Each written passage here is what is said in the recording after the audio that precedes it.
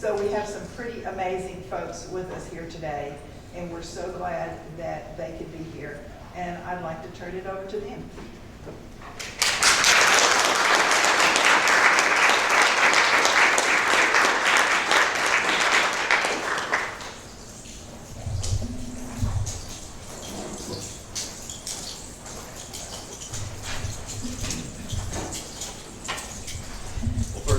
Thank everybody, or thank the DRT for Bevel and Jeff for inviting Marla and I to come out here and share a little bit of our Comanche history, a little bit of our culture with you.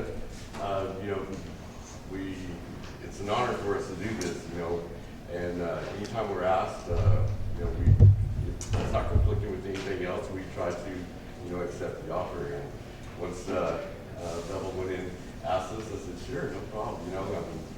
It's kind of a long ways out. It was back in June when you first asked me. So it's been in progress. It's been in the making for a while. And I know Marla and I have been looking forward to coming out here and, like I said, sharing a little bit of our Comanche culture and history with you.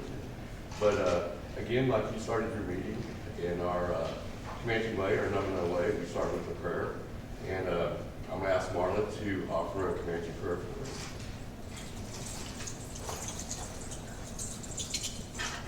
Thank you. His guidance. Da apa oktomabat natswagaita nania. Ateko pa Peteroi be. Tsiko tsokoba tomaba ta Waco. Nami ma kasika tavene. Nami tasana. Nahina aiku nami hanikata. Keta aiku nami petsada. Tsako nami mune. Oyora na nanami. Moats ko nami kamakata. Nami sutai. Usuni. Ora. Amen. Thanks, Marla. Again, Manoweka, in our Comanche language, that means hello to everybody. And I'm glad to see each and every one of you out here. I usually start my presentation, we as Comanche people, a lot of our history's been passed down to what's called oral traditions, and that consists of story, song, and dance. And a lot of the things that I'll share with you today are things that have been passed down to me. I had a grandmother, she lived to be 104 years old, and she passed a lot of this knowledge that I'm going to share with you today. Like I said, we enjoyed the opportunity to come and speak to everybody.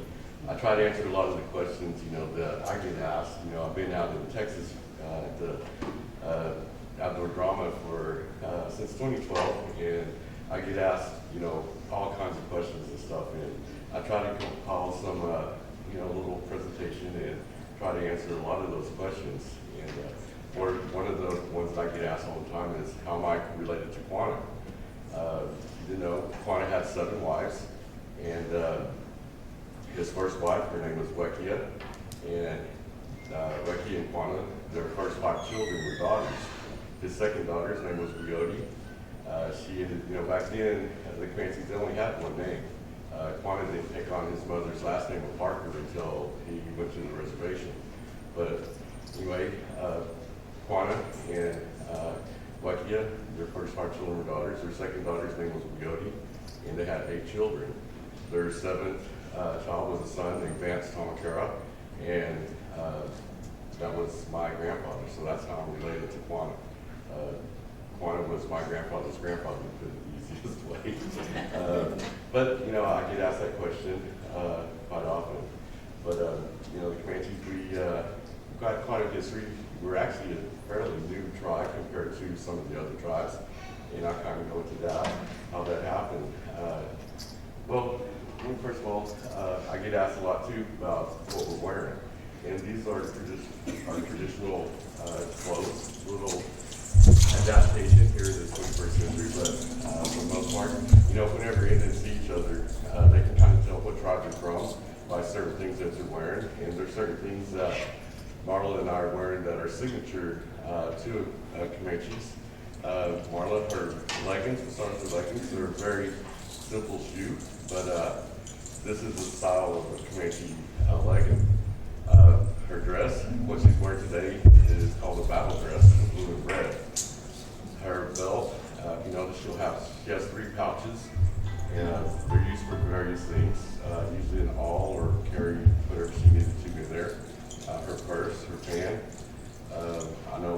her stuff has been handed down to her. I believe her sash is over 100 years old. It's been passed down to her.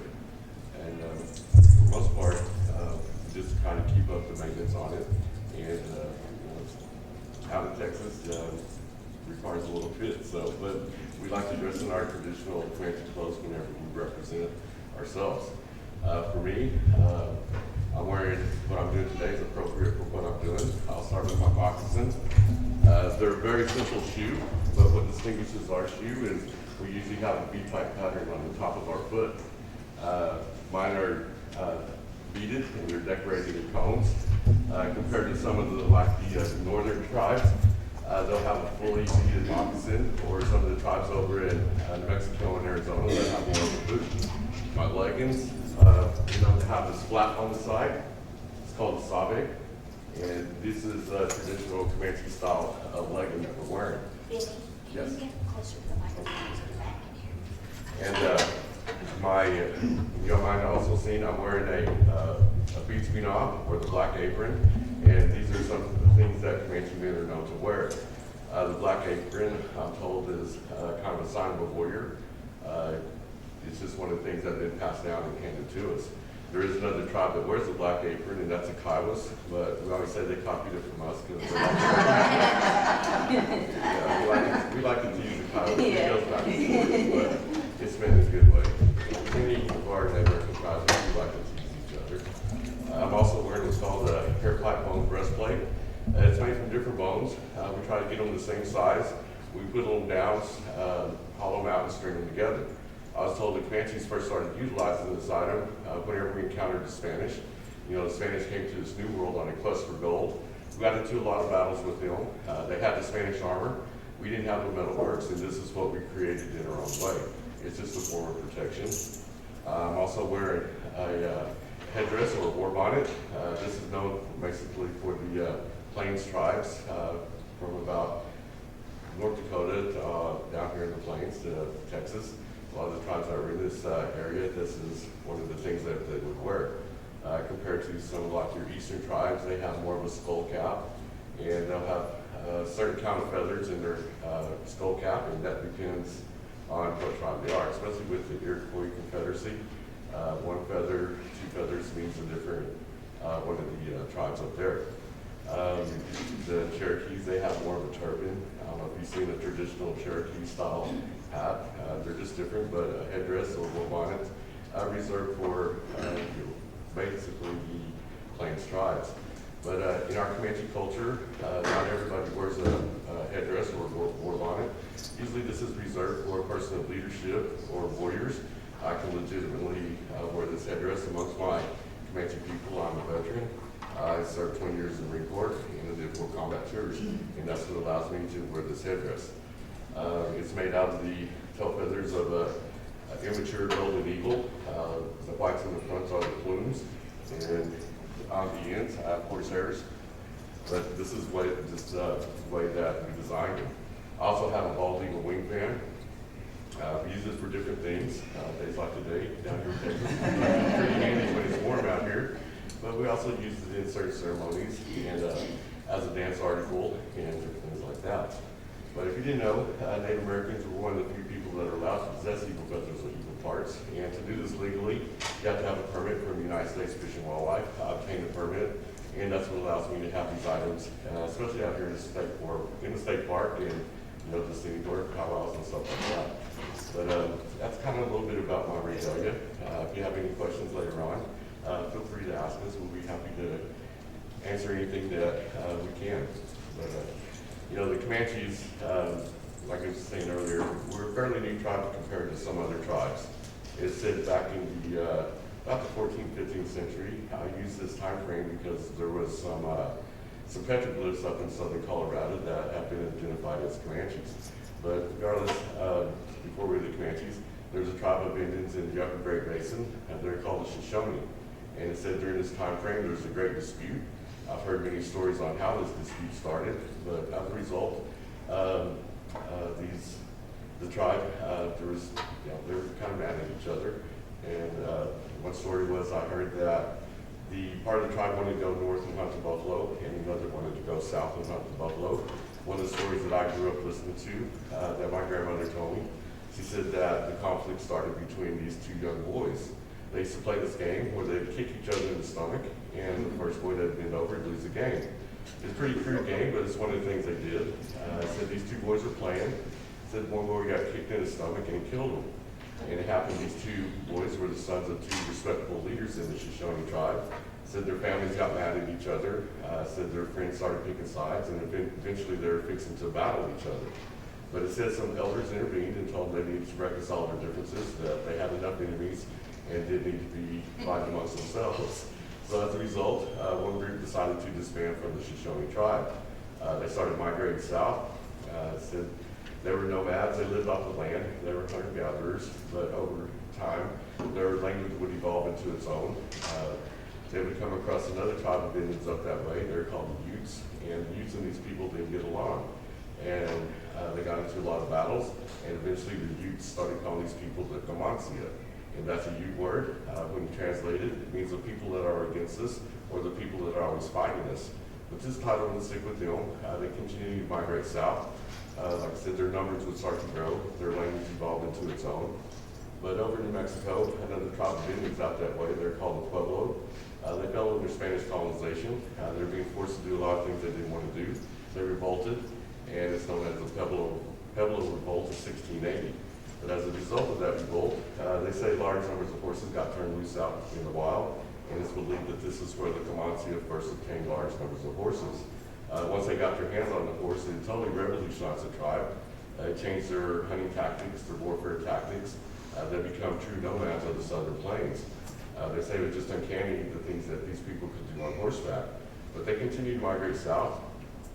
Once they started getting closer to some of the larger towns in New Mexico, like Santa Fe and Taos, the Spanish started hearing about these people called the Comanche. And eventually that word would derive into the word Comanche, and that's a title that we still hold today. So that's kind of where the Comanches originated from and how we got our name. But as Comanches, we call ourselves a nomina, and when you translate that, it means people.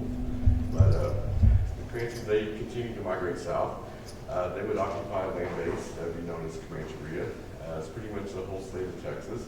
They say it stretched from about southern Colorado down to Mexico, over on the eastern edges of New Mexico to the eastern timbers of Texas. And that's a large land base for one tribe to dominate. But they said it was our horsemanship abilities that allowed us to do so. They say it was just, the reason they wanted this land base was the plentifulness of the buffalo. The Comanches, as well as many other Native American tribes, they used every bit of the buffalo, either for food, clothing, or shelter. There's very little that went to waste when they went on buffalo hunts. But they say at the peak of the Comanche era, there was approximately 30,000 Comanches roaming around Comancheria. They didn't all travel around in one group. They were divided up into different bands. These bands were kinship bands. They had their own forms of leadership. They were named after their characteristics. To give you an example, one of the last bands that came down from the Shoshone people, they're known as the Yakaraka. That translates into a root eater. One of the bands that was down here in southern parts of Texas, they're known as the Benedicta, translates to the honey eaters. One of the bands that was out in the Panhandle of Texas, they're known as the Quijada, and that translates into the antelope people. But they would they lived on the open ranges, free people. All these bands, they all spoke Comanche. There was some subtle differences. We still recognize that we came from the Shoshone people. Actually, we just had a reunion. We have a reunion with them every year. We just had it a couple weeks ago. Either they come to Lawton, Oklahoma for we're headquartered, or we'll go up to one of their reservations. They're kind of scattered out up there in Utah, Wyoming, up in that area. But like I said, we all spoke Comanche. There were some subtle differences between the different bands. It's estimated there's over 30 different bands roaming around Comancheria at one time. They, like I said, they all spoke Comanche, but there was subtle differences. To give you an example of what I'm talking about there, it'd be like a Texan talking to a Bostonian. Both talking English, but you have certain ways you say certain words and certain phrases, and it's still that way with the Comanche language even today. But Comanches, they would start to thrive. They would live as free people on the open range. There'd be some things that would start to affect the Comanche way of life. A lot of people, it was advertised back in the East, there's a lot of free land out here in the West, And a lot of people were coming out and starting to take up settlements, homesteads. Everybody wanted a piece of the pie, and you can't blame anybody for doing that. But, you know, Comanche, they didn't like it. They felt they were being encroached upon. They retaliated, and there'd be a lot of things that would take place. One of the early Texas settlements is called Fort Parker. It says some Comanches would go down and raid it, and when they did, they would take for the Parker family members captive. The Comanches kind of learned early on that they kidnapped women and children. They could ransom them back to the families for horses. And for the Comanches, that's what they wanted. They'd do whatever they had to do to get their hands on horses. Just a form of extortion, but it's one of the things they did back then. It said the Comanches would ransom 3 of the Parker family members back. Said they'd keep a little 9-year-old girl. Her name was Cynthia Ann Parker. She would assimilate into the Comanche tribe. Once she got old enough, she would marry one of the leaders by the name of Tahmahkera, and they have 3 children. And, you know, back then, it wasn't necessarily the family's responsibility to name their children. This is usually an honor that's bestowed upon a family friend, relative, or somebody that's influential in the tribe. Cynthia and Nakona, their first son, his name was Quanah. And my grandmother told me, said, it depends on how you say his name in Comanche for the translation.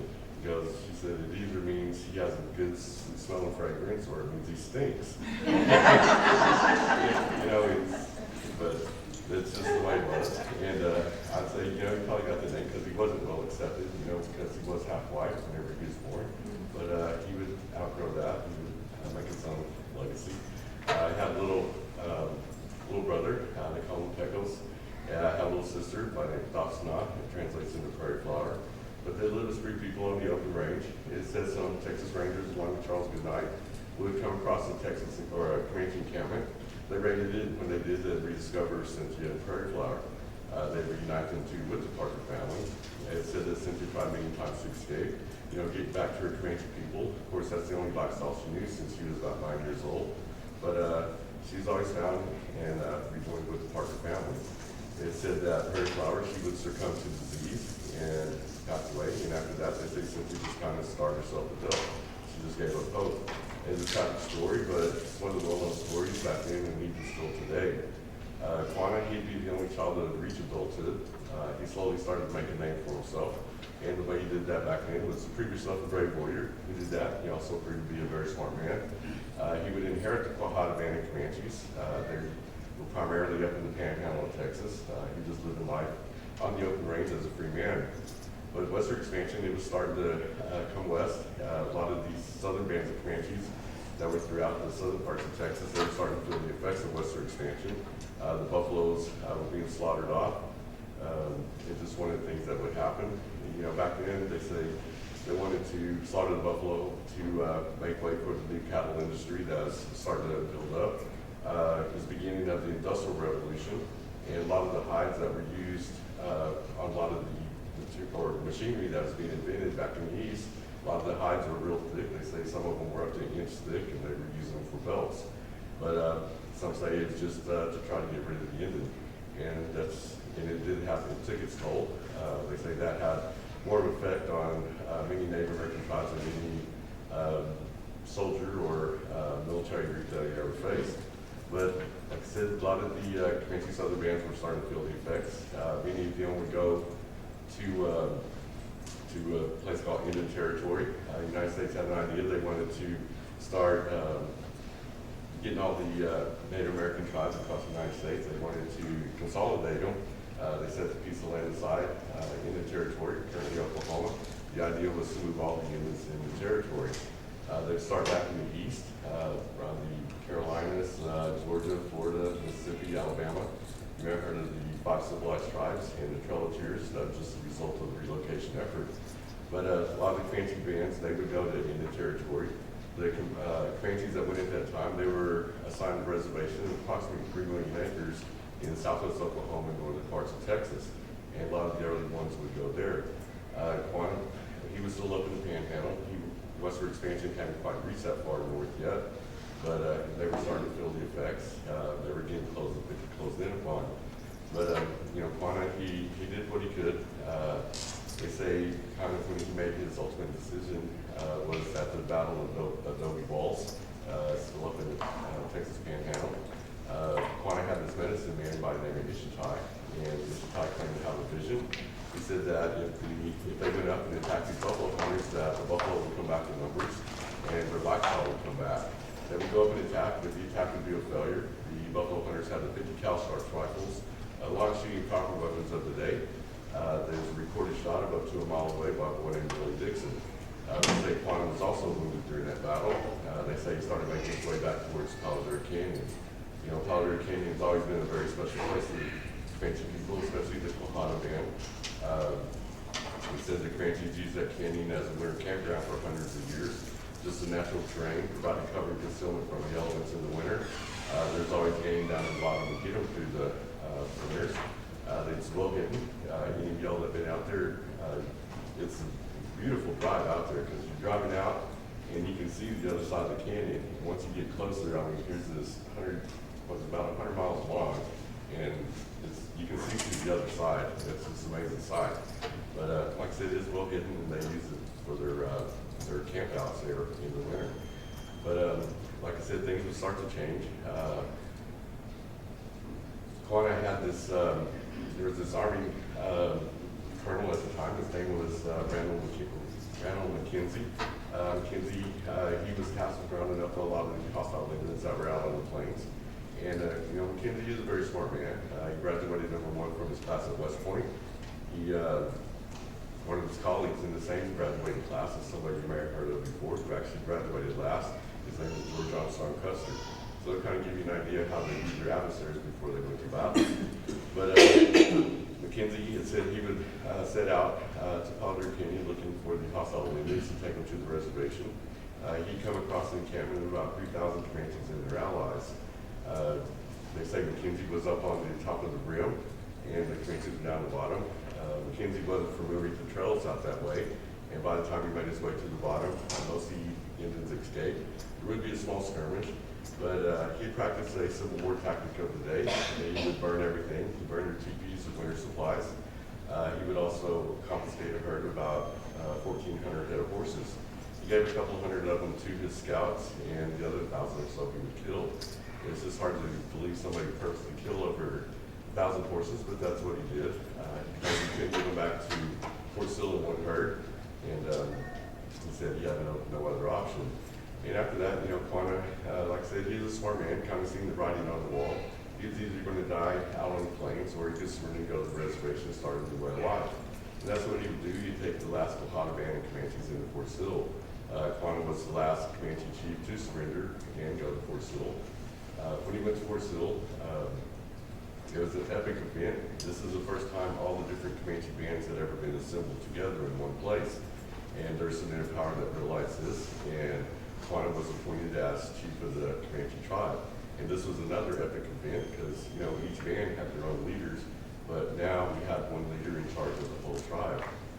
It's just an adaptation to the Euro-American style of government, one leader dealing with one leader. But Quanah did what he could for his Comanche people. He became a very prosperous businessman. He did that by he was put in charge of the 3 million acre reservation.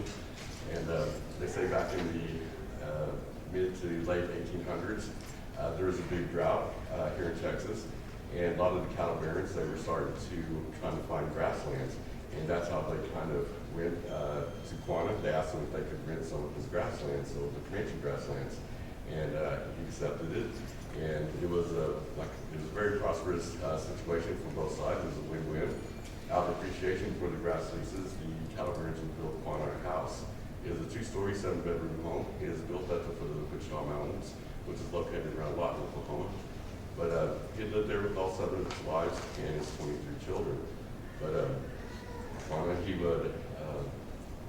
his house, they say one day there was an Army general that went to visit him. He wanted to negotiate a grass lease with Quanah. And they said as they was talking, Quanah asked the general what he had on his lapels.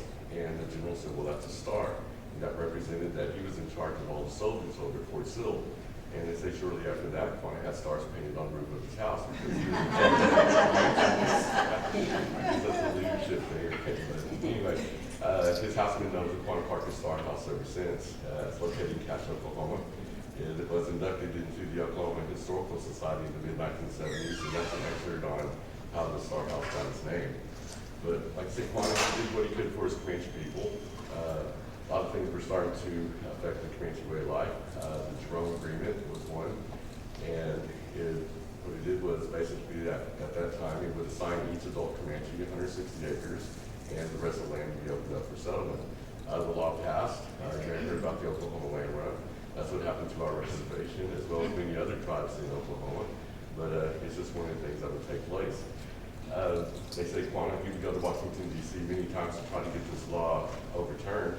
They say on one of his trips, he was talking to a Washington dignitary, and the dignitary is telling Quanah, said, you know, Quanah, you say you got 7 wives. He goes, you say you want to live in the white man's world. He says, the white man's way to only have 1 wife. He said, you got 7, so you need to pick one and let the rest go.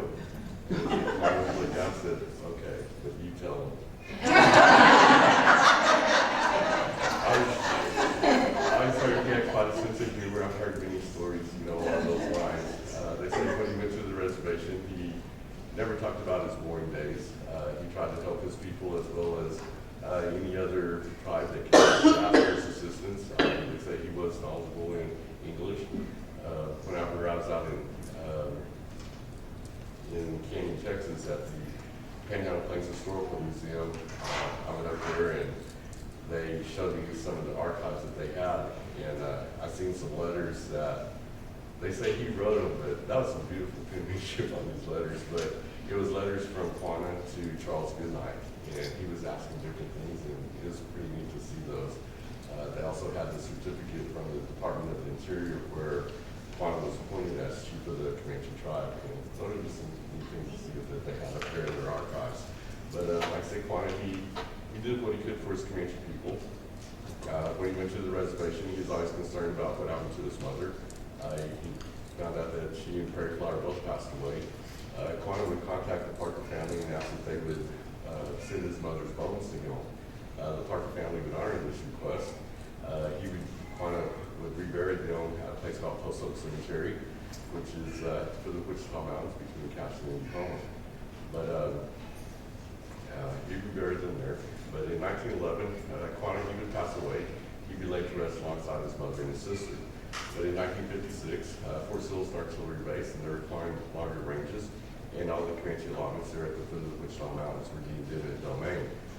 Quanah, Cynthia, and Prairie Flower, their bodies were exhumed and reburied at Fort Sill at a place called Chief's Knoll, and that's where they lay at rest today. If you're ever up in the Lawton, Fort Sill, Oklahoma area, you can go up there and check it out. It's real rich in a lot of Native American history, as well as a lot of the early days of the cavalry.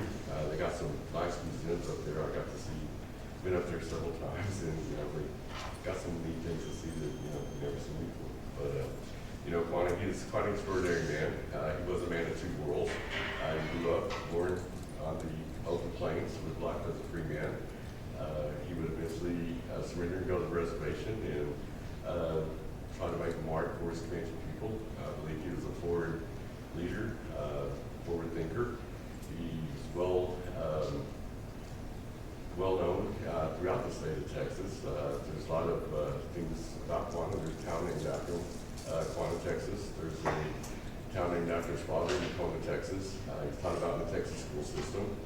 I was thinking, I had to go to a funeral yesterday. He's my cousin, and he lived down in San Antonio, and he's Mexican, but he's my cousin.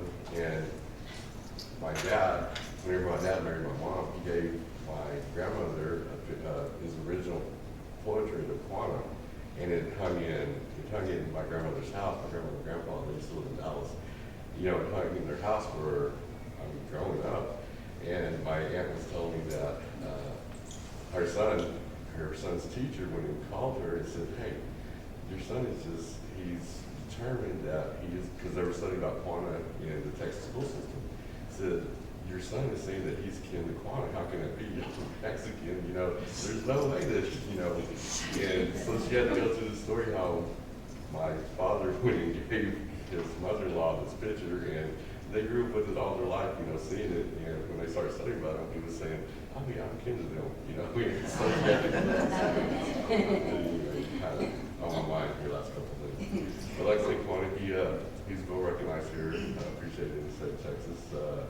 It's called the Quanah Parker Trail of Arrows. Up in the Panhandle, there's one in every county in the Panhandle of Texas. They said they're just significant spots where Quanah was known to have been. Quanah, he did what he could here in the state of Texas. Several years ago, Governor Abbott signed into Texas state law the Quanah Parker Day. It takes place on the third Saturday in September. It just passed here a couple of weeks ago. But I think that's just evident, the kind of man he was, well respected. He did what he could for his Comanche people. He was lived most of his life here in Texas, but he did what he could for his Comanche people. He set standards for Comanche people we're still striving to achieve today. He wanted health care for his people. He wanted education for his people. Quanah would send many of his children to Carlisle for further their assimilation process. He just wanted a higher standard of living for all his people. But regardless of who you are, I think those are things we're all striving to achieve. But Quanah, I'm honored to come and talk about him. Like I said, a lot of these stories are things that, a lot of it's documented. Some of it you may not have heard before. Hopefully I present some information you never heard before. The Comanche people, we're still alive, we're doing well. We're headquartered in Waco, Oklahoma. We have a population of about 18,000 some change right now. But we do things just like everybody else. The only difference is we have a culture that we try to maintain, and we have a language that we try to sustain. And with that, I'd like to thank you for your undivided attention. Marla and I, like I said, we enjoy coming and doing presentations like this, and we're honored to do so. And I'm going to ask Marla if she'll close us out with a Comanche hymn, and Texas forever.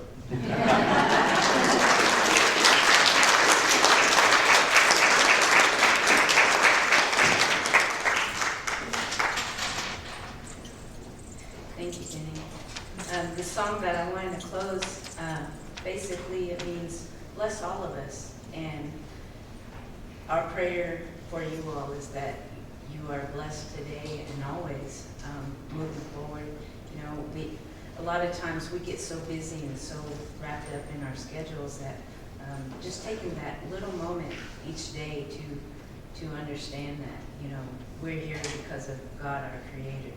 And just giving him all the glory, honor, and praise.